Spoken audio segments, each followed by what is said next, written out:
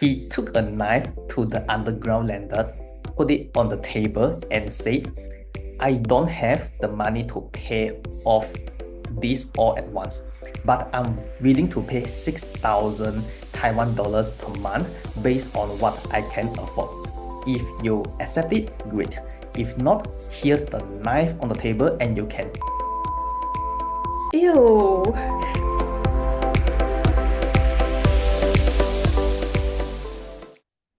Hey everyone, welcome to the Future Builders podcast by Empowered Liion. This channel is about guiding you to live a life you desire by integrating your passion into your career. We want to show you how you can make enough money while doing what you truly love. It is not a myth. And we are doing this right now. Yeah.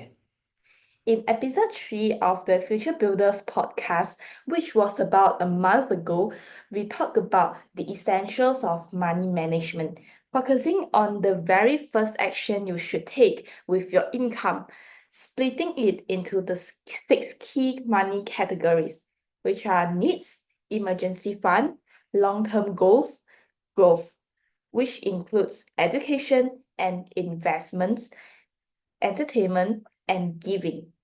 Exactly. We really broke it down to emphasize how crucial it is to give every dollar and cent a specific purpose. The idea is that by doing this, you avoid the pitfall of just tossing everything into a general savings account, where it can be easy to lose track of where your money is actually going. This approach helps to ensure that your money is working for you, not just sitting idle or getting spent on things that you didn't plan for. And let's be honest, how often do we think we are saving money only to realize that it is slowly slipping away on things we don't really need? That's why having these categories is so powerful. It creates a sense of direction and purpose for your finances. But today, we are talking that discussion on a step further because we know that not everyone is in a situation where they can easily follow these rules. Sometimes you might find yourself not cash flow positive, meaning your expenses are higher than your income, or maybe you're dealing with significant debt that feels overwhelming. That's right. Being cash flow negative or deep in debt can make it feel like these money categories are out of reach, but they are actually more important than ever in those situations. It's about taking control even when things feel out of control. Today, we are going to discuss some practical strategies for getting out of that negative cash flow cycle and working your way out of that. We've got real life examples that show you how you can still manage your money effectively, even if it means just adjusting how you allocate to these 6 categories. And that's the key, adjusting. It's not about throwing the whole system out of the window just because times are tough. Instead, it's about being flexible and smart with your finances, making sure that every decision you make is moving you closer to financial stability. We'll explore how you can increase your income, cut unnecessary expenses, and even prioritize debt repayment without completely abandoning the structure we talked about last time. Exactly. And the beauty of this approach is that it's not just about surviving, it's about setting yourself up to thrive in the long run. Even when you are in a tight spot, these categories give you a framework to work within, so you are not just reaching to financial stress but actively managing it. By the end of today's conversation, you will have a better understanding of how to navigate these challenges and start turning things around step by step. So, whether you're just trying to get back to breaking even each month or you're dealing with what feels like an insurmountable amount of debt, today's episode is packed with actionable advice. We are going to show you that it is possible to stay on track financially, even when it feels like everything's against you. Let's dive in and start unpacking these strategies. Let's go. All right, so let's get into the first step in managing your money effectively, making sure you're cash flow positive each month. Basically, this means you're bringing in more money than you're spending. It might sound simple, but it is a crucial foundation for everything else we are going to talk about. Definitely. If you are not cash flow positive, it is really hard to make progress on any of your financial goals. So let's start with some practical steps to make sure you are staying in the green each month. First off, you need to really know your numbers, how much you are earning and how much you are spending. You can't manage what you don't measure. We have already talked about this in the previous episode, but this is so important that we want to emphasize it again. That's so true. Tracking every dollar might seem tedious, but it is the only way to get a clear picture of your financial situation. You can use a simple spreadsheet, or if you prefer, there are plenty of apps out there that make it easy to track your income and expenses, like what I shared about the Notion template I used last time. Once you've got everything laid out, it's time to look for areas where you can cut back. Right. And this doesn't mean you have to give up everything you enjoy, but it's about being smart with your money. Maybe you are eating out a little too often, or you have got a bunch of subscription services you are not really using. Those small expenses add up quickly, and cutting back even a little can make a big difference. And it's not just about cutting costs. Sometimes you need to look at ways to bring in more income. This could be anything from picking up a side job, doing freelance work, or even selling things you don't need anymore. The goal is to create some breathing room in your budget so that you are consistently earning more than you are spending. Let's say if you are a student, then consider finding a part-time job on campus. Also, try to limit your budget for each meal while still making sure you are getting the nutrition you need. Another thing I do personally is to use Facebook Marketplace to list items I don't need anymore. I was surprised at how much I could sell things I've been using for many years, sometimes for half the price I originally paid. It's really worth it considering I've already gotten most of the value out of those items. At first, I thought no one would be interested when I list those items on Facebook Marketplace, but I was really shocked when I received over 20 inquiries about the details and price for certain items. It just goes to show there are active buyers all around you. Exactly. And remember, the goal here isn't just to break even, it's to create a surplus that you can start putting into those six money categories we talked about last time. Even if it's just a small amount at first, the key is to get into the habit of managing your money this way. So the first step is clear. Track your spending, cut back where you can, and find ways to increase your income. Once you are cash flow positive, you can start making real progress on your financial goals. It's about building a strong foundation, and this is where it all starts. Absolutely. And remember, it is totally fine if it takes some time to get there. The most important thing here is that you are taking steps in the right direction. Even small change you make brings you closer to financial stability. And that's what we are aiming for. Yes. All right. So we have talked about the importance of being cash flow positive, but let's be real, Daniel. Sometimes that's easier said than done, right? Hmm. What if you're currently in a situation where your expenses are higher than your income, or maybe you're dealing with significant debt? It can feel overwhelming, but there are ways to get back on track. Absolutely. The first thing to understand is that it's not the end of the world. Plenty of people have been in the same situation and found their way out. It's all about taking practical steps, one at a time. So let's start with the basics. If you are cash flow negative, the immediate goal is to either increase your income or reduce your expenses, ideally both. Right. So let's start with increasing your income. We already mentioned a few ways earlier, but if you have already tried selling items or picking up a part-time job and still need more, there are other options you can explore. One option is to leverage any skills or hobbies you already have. Think about what you are good at or what you enjoy doing in your free time. For instance, if you are handy with tools, you could offer home repair services or help with small renovation projects in your community.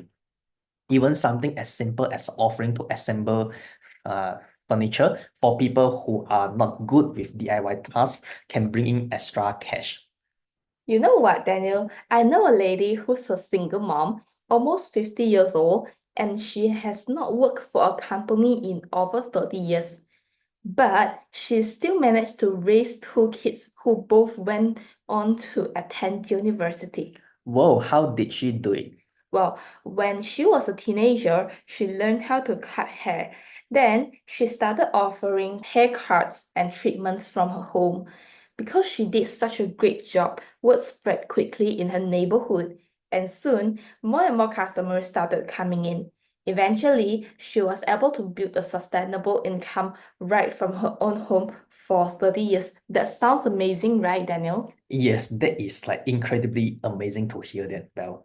It just goes to show how powerful it can be when you leverage the skills or hobbies you are passionate about. That's why at Empowered Liion, we always advocate for doing what you truly love, something that aligns with your natural talents, and most importantly, it fits your core beliefs and work preferences. Precisely. And if you're tech savvy, consider offering freelance services online. Websites like Upwork, Fiverr, or even LinkedIn can connect you with clients looking for help with graphic design, writing, programming, social media management, or virtual assistants. The beauty of freelancing is that you can work on your own schedule, fitting it around your main job or studies. Bill, I want to let you know that there's actually have been a growing trend where companies in the first world countries like the US or Singapore, they hire virtual assistants from tech-savvy places like the Philippines. Even though the hourly rates might seem low by US or Singapore standards, when converted to the local currency in those third world countries, it allows people to live quite comfortably over there. Wow, that sounds like a good deal. There's also the gig economy to consider. If you have a car, you might think about driving for Uber or Lyft or delivering food through services like DoorDash or Uber Eats. These gigs offer flexibility and can provide a steady stream of extra income, especially during peak hours. If you don't have a car, there are still options like bike delivery or even offering pet sitting or dog walking services through apps like Rover. Another idea is to look for opportunities within your current job. For example, ask if there are any overtime shifts available or if your employer offers bonuses for taking on extra projects. Some companies even have referral programs where you can earn a bonus for recommending new hires. It might not seem like much, but these small boosts can add up over time. Daniel, I have a question for you. You have been working in an MNC before. Did your company offer these kind of opportunities? For sure. When I was working as a process engineer in a semiconductor company, my basic salary was about $4,000 per month. But when the company allowed us to work overtime, which means my total earnings could go up to $6,200, including the basic salary. Wow, that's a huge number than your basic salary. Yeah, and they also have a referral program. So if I knew someone looking for a job, I could forward their resume to the HR. The person would still go through the standard hiring process like interviews and assessments.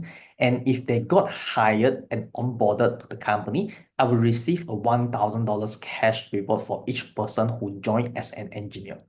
Wow, that is really, really cool, Daniel. I didn't know that before this.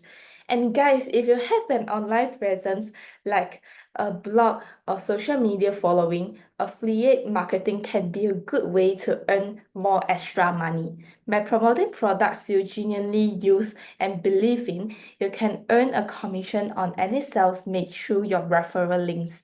It's a way to monetize your online activity without a huge time commitment. And don't forget about passive income streams. This could be anything from renting out a spare room on Airbnb to investing in dividend-paying stocks or peer-to-peer lending platforms. These options might require some upfront work or investment, but over time they can generate income with minimal ongoing effort. The bottom line is, if you are cash flow negative right now, you've got to get creative and proactive about increasing your income. It is not always about finding a new job. It is about using your skills, resources, and time in ways that bring in more money and help you get back on track financially. Yes, that is really important. So, we have talked about ways to increase your income, but that's just one piece of the puzzle. The other side of getting your finances in order is to reducing unnecessary expenses. Sometimes the quickest way to get back on track is by cutting down on costs that are not really adding value to your life. Exactly. It is amazing how much you can save by making a few adjustments to your spending habits. The first step is to take a good hard look at where your money is going each month. You'll be surprised at how many small expenses could add up over time. Things like daily coffee runs, subscriptions you forgot about, or that impulse shopping we all fall into now and then. Right. And I think it's important to note that cutting expenses doesn't mean you have to sacrifice everything you enjoy.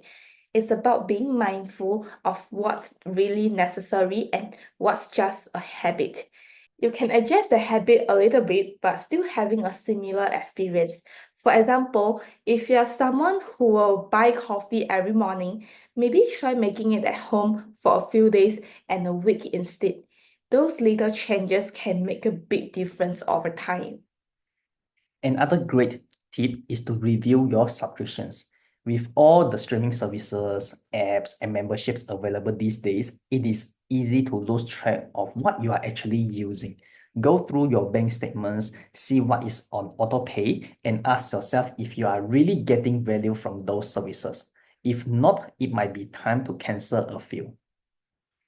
Daniel, I remember there was a time you had a gym membership, right? But then you canceled it for a while. What was the reason behind that?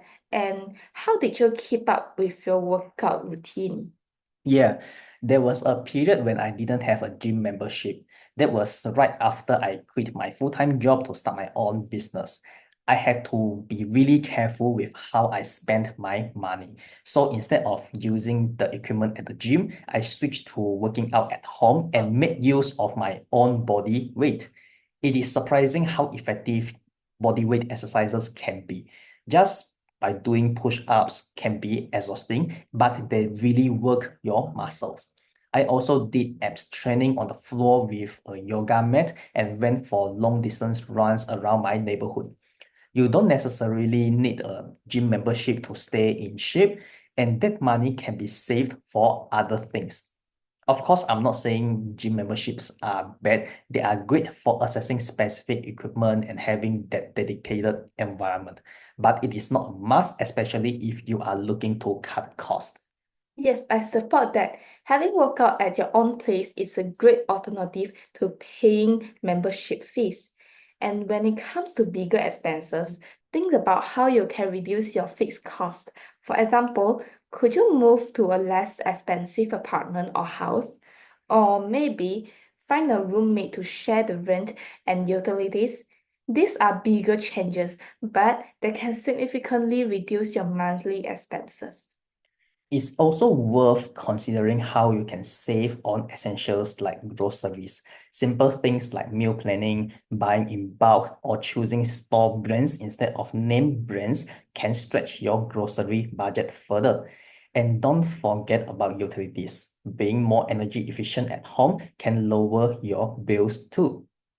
For myself, I've been buying groceries and cooking for myself for a few years now, and I found it easier to control my budget that way because I usually set a weekly budget, let's say $10 a week, and make sure to buy enough ingredients for the entire week without exceeding that amount. Wow, like $10 a week is a very strict budget. Actually, if you cook for yourself, right, it is, I would say, just nice for 1 week expenses. But if you eat out, maybe a meal will cost you $10. Yeah. One tip is to always compare prices between different supermarkets and brands. It's a common misconception that only expensive food is good. For example, my friends, once they got their allowance, they will always go to buy food that the things are very, very healthy. For example, those expensive fruits like cherry from Mhm. the USA and those organic vegetables. But in reality, affordable groceries can be healthy too. For example, green vegetables, eggs, tofu, and so on. Mm. Additionally, I avoid buying snacks or anything unnecessary because those can add to your cost. I think your habit is really good, Belle. Mhm. And the key here is to be intentional with your spending. It's not about depriving yourself, but making sure your money is going towards things that really matter to you and support your goals.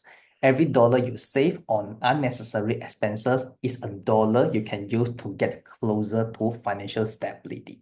Exactly. So, as you work on increasing your income, make sure you are also trimming the fat from your budget. When you combine these two strategies, you'll start to see real progress in your financial situation. Yes, so audience, you need to listen up and start applying those practical steps we talked about. Now, we have covered ways to increase your income and cut unnecessary expenses. There's another crucial area we need to address: loan payments and refinancing. Yes. Whether you are carrying any kind of debt, from credit cards and student loans to mortgages, managing these payments effectively can make a huge difference in your financial stability. Exactly. And it's important to mention that some people might be dealing with more difficult situations like underground debt. These are unlicensed loans with extremely high interest rates, often from illegal loan sharks. These types of debt can be particularly dangerous because the interest can pile so quickly that it feels impossible to pay off. That's a really important point. If you are in a situation with an unlicensed lender or loan shark, it's critical to seek help immediately. These loans are designed to trap you in a cycle of debt, and the consequences can be severe, not just financially, but personally as well. If you're dealing with this kind of debt, reach out to a financial counselor or legal aid service can provide options to get out from under it. Absolutely.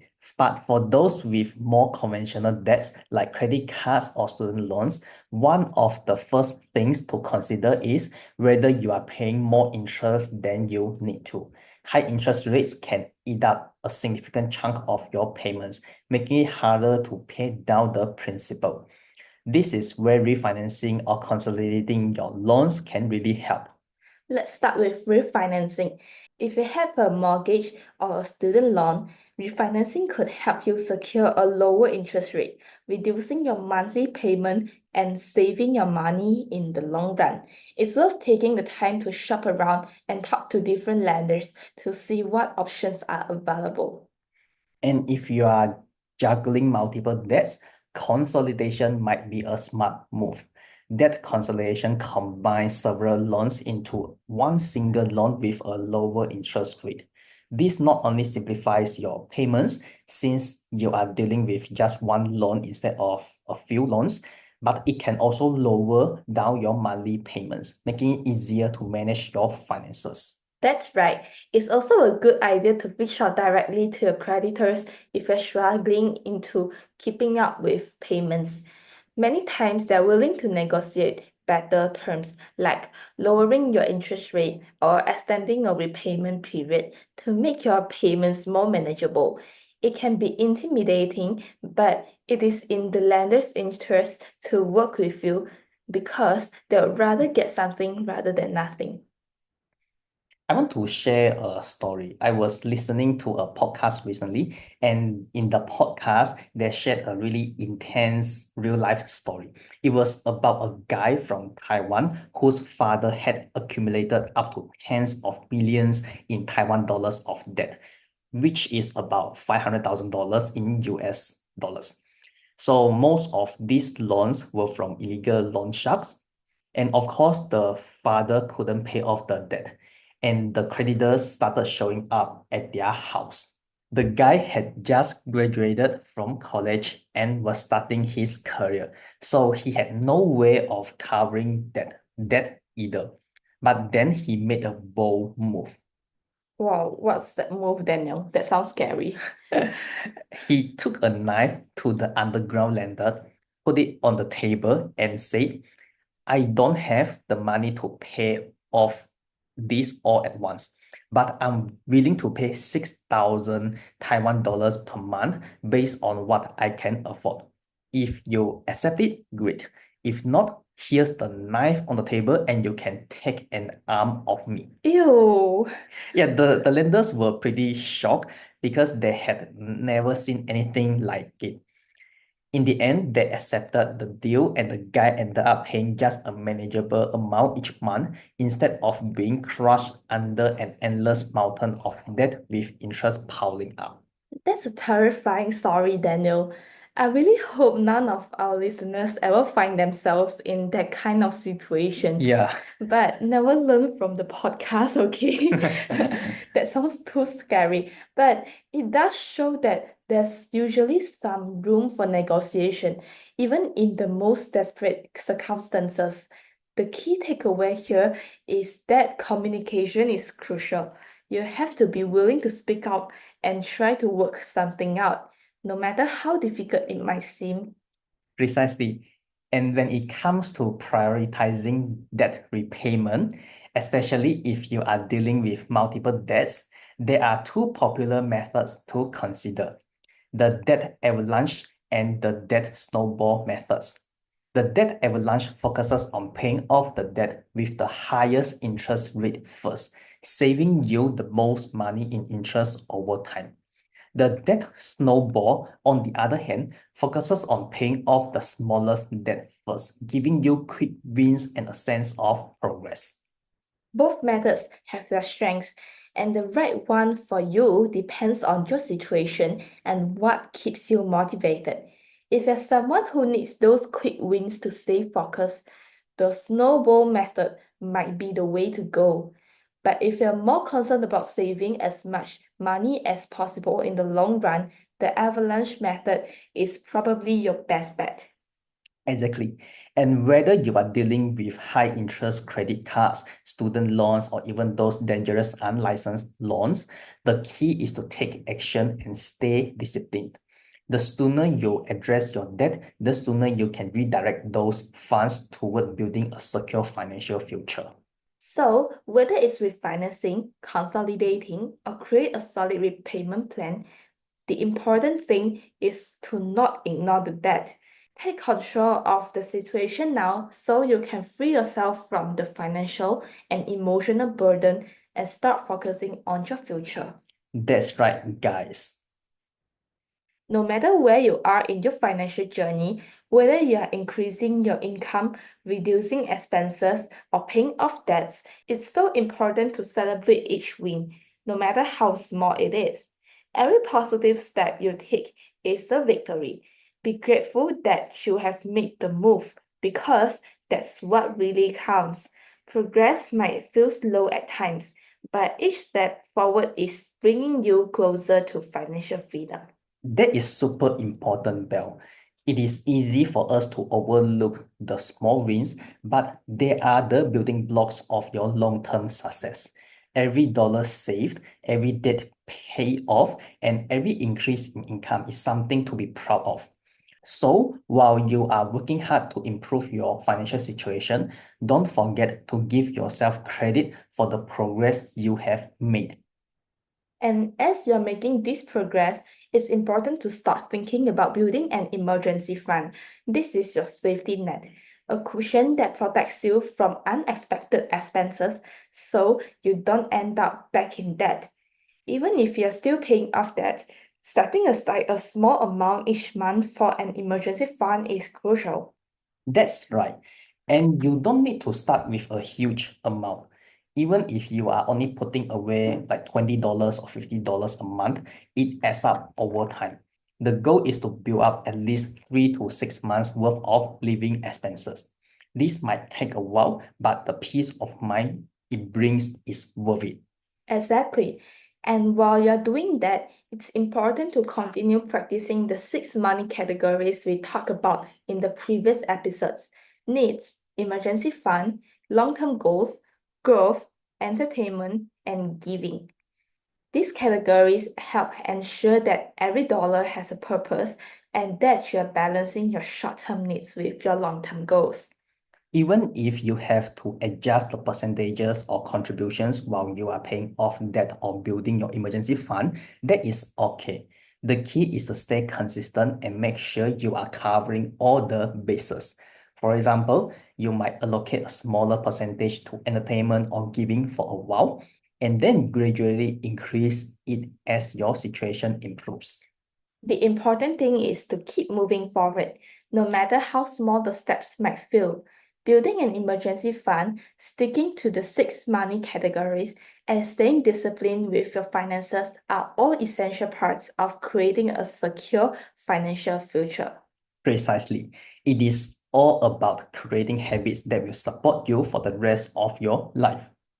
With an emergency fund in place and by sticking to these money categories, you will not only protect yourself from financial setbacks, but also put yourself in a position to thrive in the long run.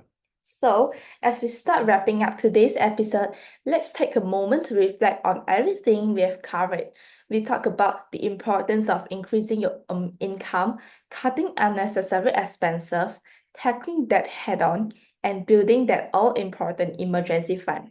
These are the building blocks of financial stability. And guys, remember, it is not just about making these changes today. It's about maintaining these habits over time. Financial health isn't a one-time fix. It's a journey. And with each step, you are getting closer to a more secure and fulfilling financial future. That's right, it's about consistency, celebrating your wins, and staying focused on your goals. Whether you're just starting out or you're already on your way, know that every small effort counts. Keep practicing the 6 money categories, keep building that emergency fund, and most importantly, keep moving forward. And don't forget to check in with yourself regularly. Life changes, and so will your financial situation. It's important to adjust your plan as needed and stay flexible while keeping your long-term goals in mind. Before we go, if you are looking to take your career to the next level, don't miss out on our free career fulfillment audit. It's a great tool to help you align your work with your passions and long-term goals. You can find it at www.empoweredlion.com/CFA. Thanks for joining us today, and I'll see you in the next episode of the Future Builder podcast. Take care and keep building your future one step at a time. Stay tuned. Bye!